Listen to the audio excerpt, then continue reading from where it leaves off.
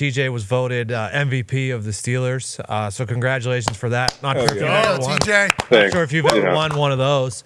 A Steelers MVP? Never, JJ. Yeah, no, I haven't. Yeah, Loser. Guess he's got you on that one. Still time.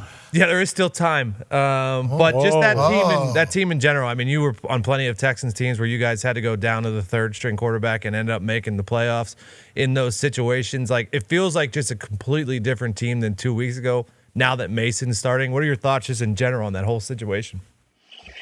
It is a fascinating situation, especially obviously as Kenny gets healthier and healthier. It's just from a fan perspective, it's fun. It's fascinating to watch because you start to think about it. But I mean, I don't.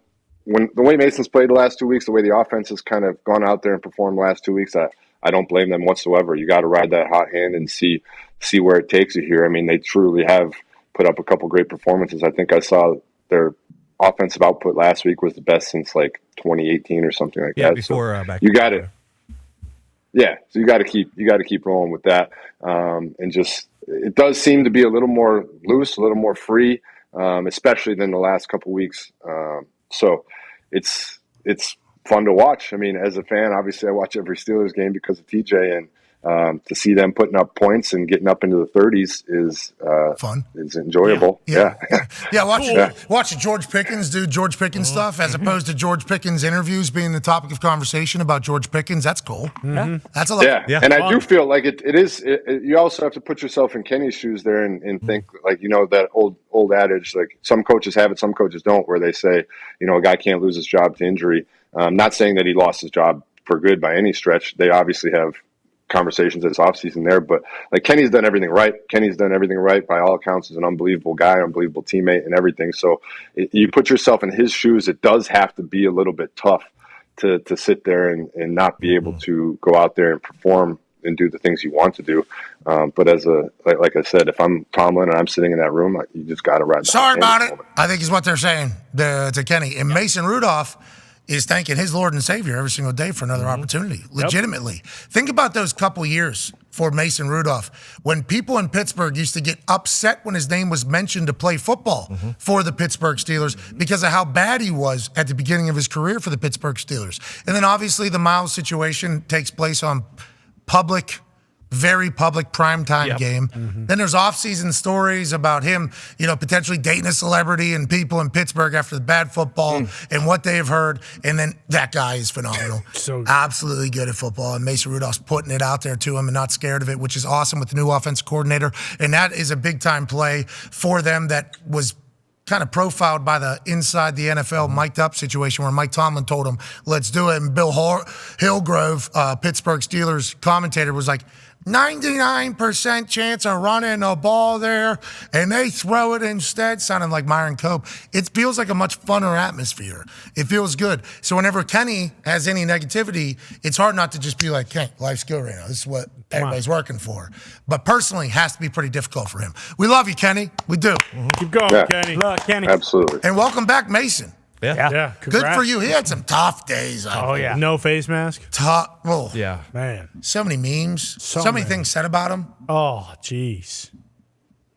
The worst things, too. They're terrible. Yeah. Not as bad as things that were said yesterday, Right. Well, you never know. We might have to check the tape. He stunk then.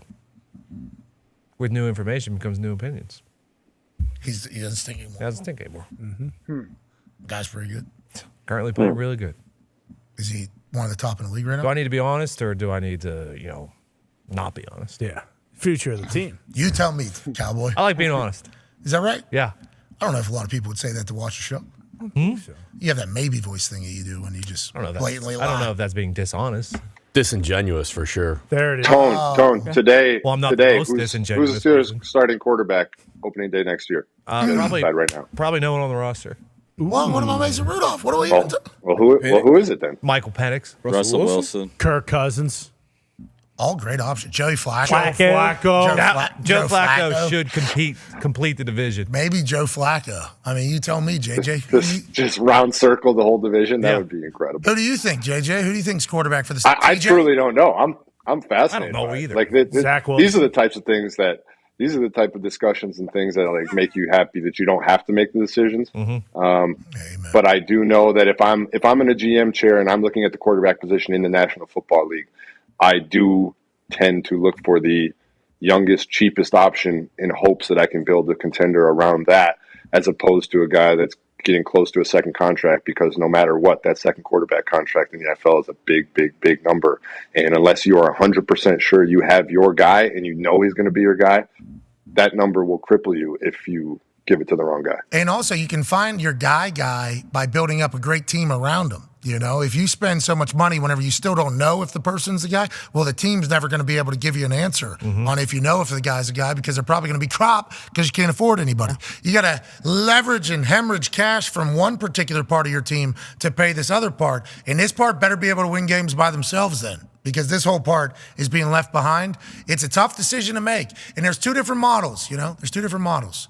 You're going to pay a guy, and that guy's going to be able to carry your team and make bad players good and be able to win games alongside the coaching and scheming and everything like that. Or you're going to build a team, and you're going to need somebody to outperform their actual value, like what Brock Purdy's doing, like what Jared Goff did at LA, like what Russell Wilson did whenever he was at Seattle with the Legion of Boom and everything that was around him whenever they were having their success. There's numerous accounts of that happening. It's just, can you pull the trigger on that or not whenever you're due to pay somebody and decide to your fan base, we're going to a question mark next year. That is the tough decision to make at the time, especially in April or May, when those are the only headlines that are really coming out of anywhere. If I were a betting man, though, and I am, and I know the Steelers organization, Kenny will be the starter week 1 next year. Connor said it many times. We are just 1 year behind the Patriots right now. So this is year 3 for Mac. They gave him 1 more year. Didn't work out.